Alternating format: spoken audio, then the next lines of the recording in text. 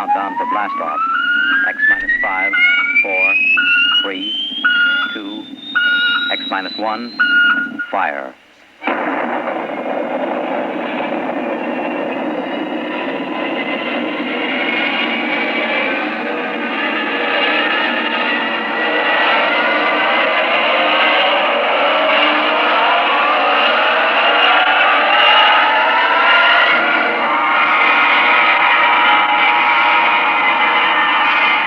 From the far horizons of the unknown come transcribed tales of new dimensions in time and space.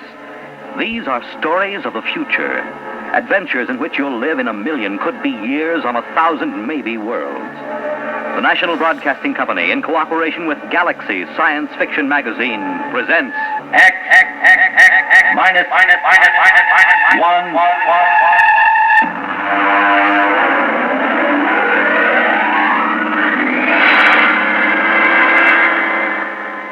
Tonight, Project Trojan by Ernest Kenoy.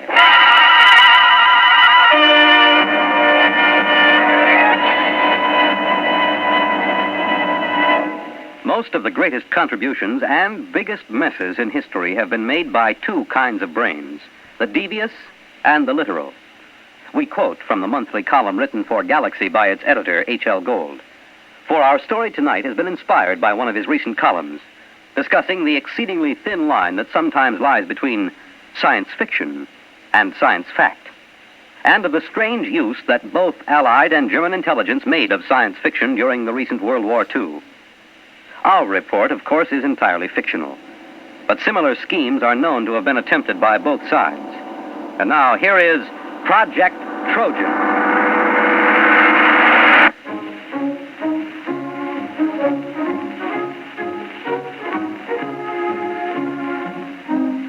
The idea of Project Trojan was originally conceived in February of 1943. The Intelligence Plans Commission, an adjunct to Joint Army and Naval Intelligence, was under the command of Colonel Sir Harold Bostwick. The first antecedent of Project Trojan occurred on an afternoon in February. Corporal Arthur Muggeridge was serving tea to Lieutenant Maurice Withering and Captain Amos Mackenzie. Here you are, sir. That's real butter on the bread. I won 5 pounds of it from one of those Yank mess sergeants over at the Crown and Land. Oh, butter, eh? Aye, sir. Mackenzie. Well, confounded man, you might show some interest. Here Muggeridge tangles with the 8th Air Force to improve your tea, and you sit there reading. What the devil is so engrossing? No, never mind. If it's me you're worrying about, you needn't, sir. I was cleared for most confidential and top secret before I set foot in the pantry. What is it, Mackenzie? Well, I was reading about a fascinating notion. It's a machine, you see, dreadfully ingenious. It's a method of setting up a reverse polarization field about a given metallic surface, say the plates on a submarine or a tank. Makes them 5 times as strong. A little more cream, Muggeridge. It's powdered milk, sir. Hush, leave me to my illusion. Well, Mackenzie, how can you be so calm? Don't you realize what this means? Tanks 5 times as strong? Is it in production? I mean, when do the first models go into combat? It's certainly been a well-kept secret. I wouldn't say that. There's about 50,000 people who know all about it here in England. And, of course, a great many more in America. Oh, that's impossible. But I doubt if it will ever be used in combat. But you're stark raving crackers, a secret like it. Where did you find this? Now, let me see that. There you are. Incredible science fiction. It's an American magazine. You mean this is a story, one of those Jules Verne things? You've been pulling my leg. Aye? Well, I mean, after all... Well, Captain Mackenzie, I hardly think that... Well... Now, don't get stuffy, man. After all, to chaff me before the ranks. I don't mind, sir. But it did have you going, didn't it? Well, it sounded plausible. I don't know a confounded thing about electrical fields. Even if you did, it might take you in, huh? You see, the trick these science fiction lads do is to take something that's solid as a rock and then to push it just a wee bit forward till you simply can't tell where the science ends and the fiction begins. Still, I wish you'd exercise your ingenuity in deceiving Jerry rather than me. Good Lord. That's a fine idea. What is? If an intelligent, brilliant officer and gentleman like yourself might be taken in by a wild tale like this, whom else's leg might we pull? Huh? Muggeridge, another bread and butter sandwich, if you please, and take one yourself.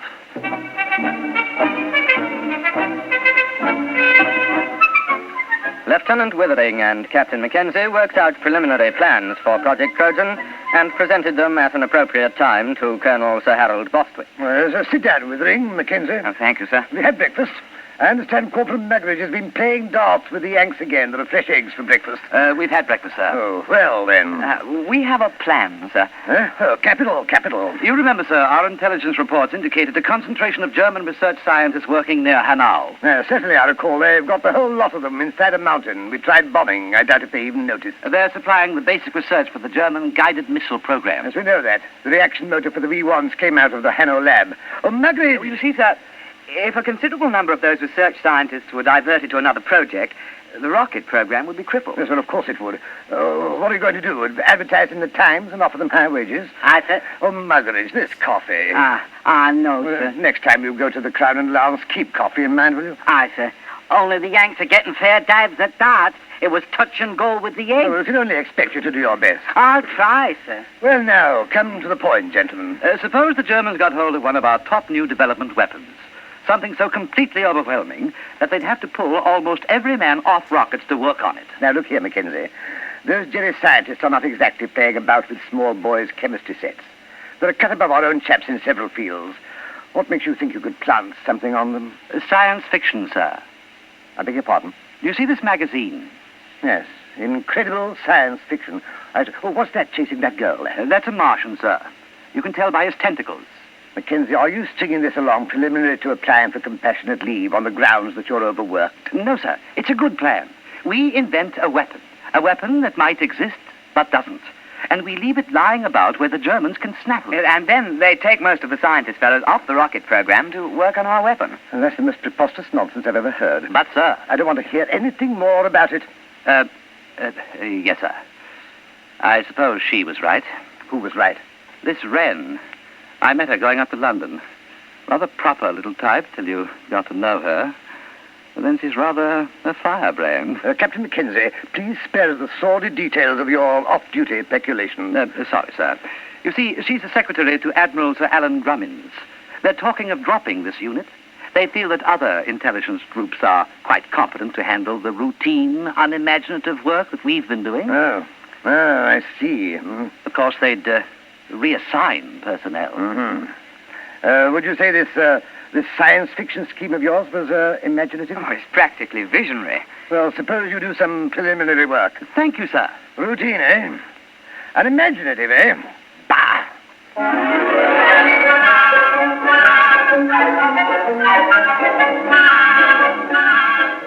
On the 14th of February, preliminary work was begun on Project Trojan. At first, Lieutenant Withering and Captain Mackenzie worked alone, researching the source material of the project. Slamming the firing keys, brick blasted down on the Krull warship. Bright beams of crisp destruction lanced out from the giant dreadnought and licked along the plates of Brick's one-man scout. Nothing in that one. And what have you got? It's a story about two robots who fall in love. What's the name of that Johnny who came closest? Herman. Jad Herman. He got half a dozen ideas that are close. Where do you suppose he is? Somewhere in the States, I suppose. That's no use, then. Why? Look, man, perhaps we can put a query through Central Chafe Intelligence. The Yanks ought to be able to dig up this Herman chap for us. No. It's worth a try.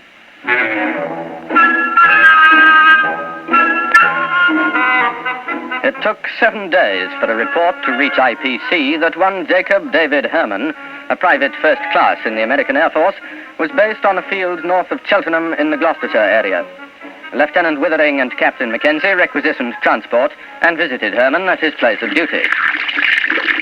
You don't mind if I go ahead with my job, do you? I gotta have this place ready for inspection by 1300. Go right ahead. Hand me the cleaning powder, will you, please? Oh, yes, very well. Hey, what do they put in porcelain in England? You break your arm trying to get it clean. Private Herman. You are Jad Herman, writer? Yeah, that's a pen name, Jad. I use it for SF stuff. I used to write for the Confessions under the name of Cynthia Herman. I remember one article. I was saved by the YWCA from a life of shame. We're interested in your science fiction articles at the moment. Oh, yeah? Well, I know we had some sci-fi fans in England, but we're not exactly sci-fi fans. We're from... is anybody else here? Well, look for yourself. There's no hiding place down here. Well, we are from Intelligence Plans Commission. Uh-huh. We need your assistance, Mr. Herman. No kidding. We have a project that calls for your particular talents. You got a latrine needs cleaning? We're quite serious, Mr. Herman. Will you kindly pack your things and be ready to come with us within 1 hour? Oh, I'm sorry, gentlemen. I couldn't possibly leave until after inspection. I've got too much of myself invested in this latrine. But after that, I'm at your service.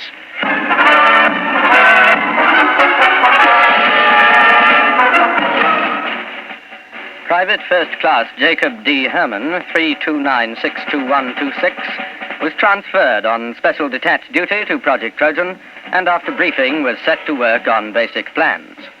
Oh, look, Mac, here's the way I see it. If you want to con a scientist, you got to be pretty straight all the way.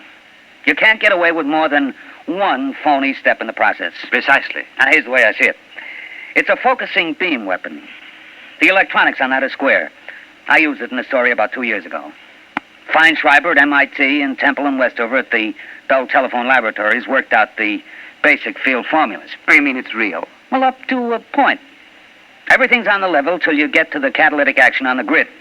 Now, that just won't work. It's a basic problem in physics, and it makes the whole thing impossible. But don't the Germans know that? Oh, sure. You see, you make up plans for the weapon, call it a death ray. You let the Germans steal everything but the catalyst formula. They'll think we've got it licked, and they'll break their necks trying to duplicate it before we put the weapon in production. I see. But we can't call it a death ray. Well, how about projector, electronic grid deflecting, type 3? That has a broad ring to it, my lad.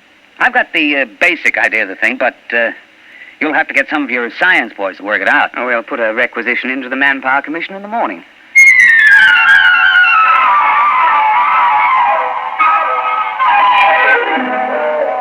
Doctors Montague, Felder, Harrison, Seisenby, and Pilsudski were assigned to Project Trojan, and under the direction of Private First Class Jacobs, complete specifications and plans for projector electronic grid deflecting Type 3 were drawn up.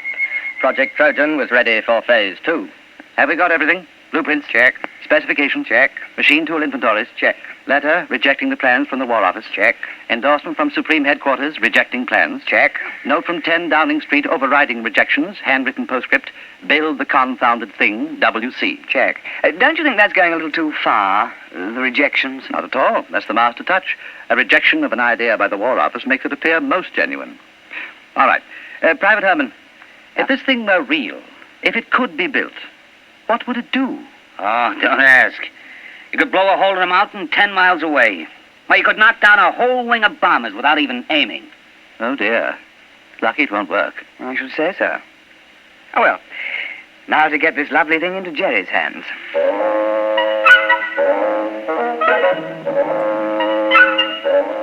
Phase 3 of Project Trojan was commenced on the 15th of March, 1943. Central Counterintelligence Agency had discovered the infiltration of a German agent, a Belfast Irishman named Gogarty, into the blueprint division of Clark and Porchester, a printing firm doing some subcontract work for the Air Ministry. Gogarty, the German agent, presumably microfilmed the plans because shortly thereafter he received word that his sister, living in the Irish Free State, was to be married to a bus conductor. British agents attending the wedding disguised as farm laborers lost track of Gogarty for several hours due to circumstances beyond their control. Then we have no way of knowing whether Gogarty delivered the Project Trojan plans. Well, sir, there was a submarine sighted a day before off the coast. It's likely he made contact. Well, keep me informed. That's all we need now, another disaster. Did something else go wrong? You're jolly well right. Muggeridge has been playing darts with the Yanks again. Oh? What have we got this time? Butter or beefsteak? Nothing. The blight has lost my whole month's whiskey ration.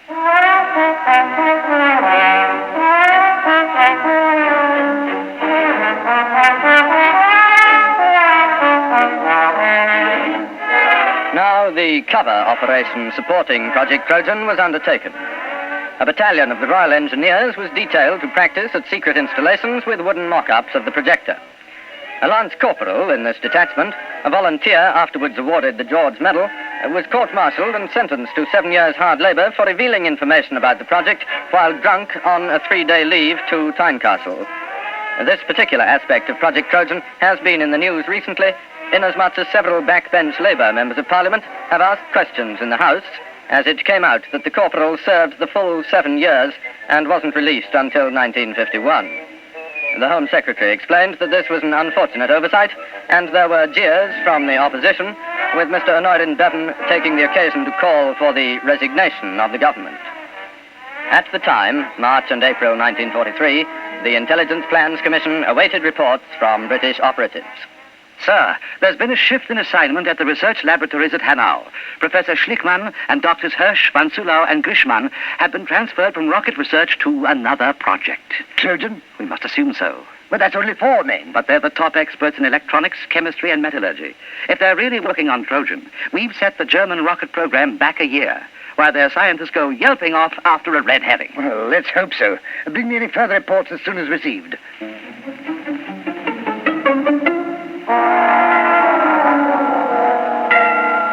British intelligence reports filtering back through occupied Norway and neutral Sweden continued to indicate the success of Project Trojan. 4 more top scientists were known to be transferred from the rocket research base at Peenemünde to the Hanau laboratories. Definite knowledge was obtained that the new assignment was a startling new weapon, agreeing in detail with Project Trojan. What a sally, Mackenzie. What a stunt. Yes, sir. We shall have to have a little party to celebrate. We'll have that Herman chap in for a drink. I've been sending Muggeridge off to play darts with some of the Free French over at Germain Manor. He ought to be back soon with the champagne.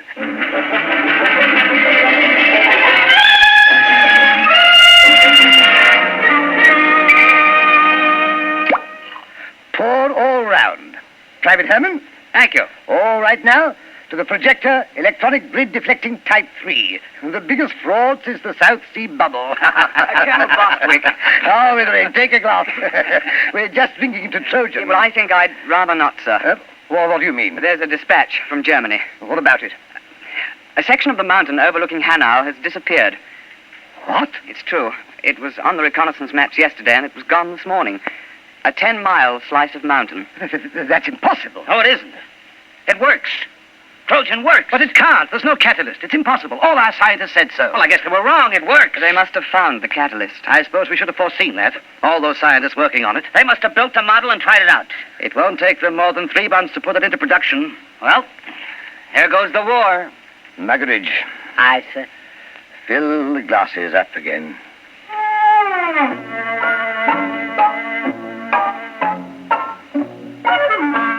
Intelligence Plans Commission now waited for additional dispatches concerning the reaction to Project Trojan in Germany. It was decided as a matter of policy to confine knowledge of these latest developments to the personnel of the project.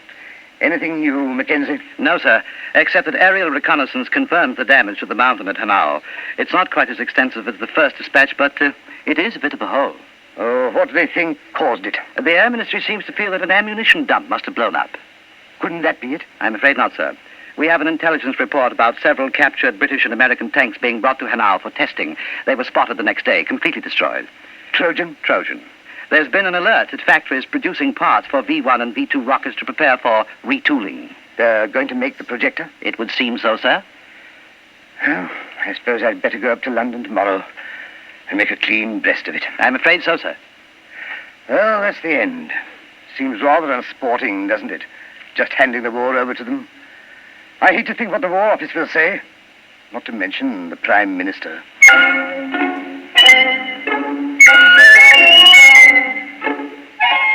Project Trojan was nearing its closing phase. At precisely 0600 the next morning, Colonel Sir Harold Bostwick ordered his staff car and, taking a thermos of tea, proceeded to leave his office. Just before the staff car got underway, Lieutenant Withering appeared with another dispatch, accompanied by Captain Mackenzie and Private Herman. Colonel Bostwick, sir. Wait. So what is it, Withering? Another dispatch. Well, don't please. It's bad enough. There's been another disaster at Hanau.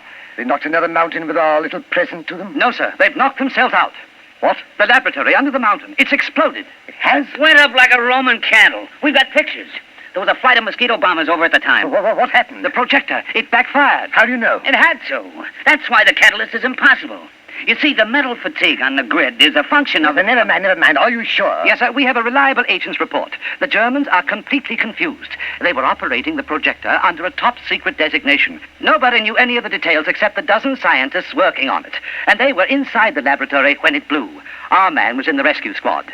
There isn't a thing left, sir. Plans, models, or scientists. Sir, do you realize that Project Trojan was a success? We've diverted a dozen top scientists from the rocket program permanently. Or do you think we'll be decorated? Lieutenant Withering, inasmuch as we came particularly close to handing the whole war to the Germans on a silver platter, I suggest we forget Project Trojan. Oh, yes. Yes, I see. Of course. You're very canny, sir. I think we had all better return to precisely what we were doing before the whole nasty mess started.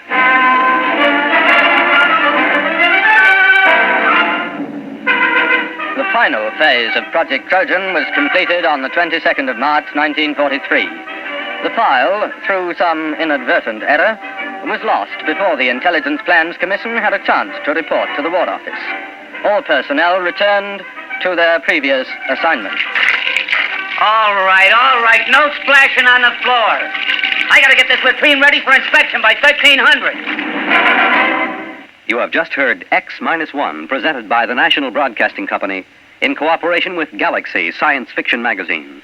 Tonight, by transcription, X-1 has brought you Project Trojan, an original story by Ernest Kenoy based on an idea contained in an editorial in Galaxy written by H.L. Gold.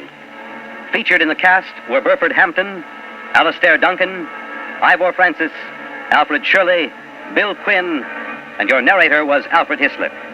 Your announcer, Fred Collins. X-1 was directed by Daniel Sutter and is an NBC Radio Network production.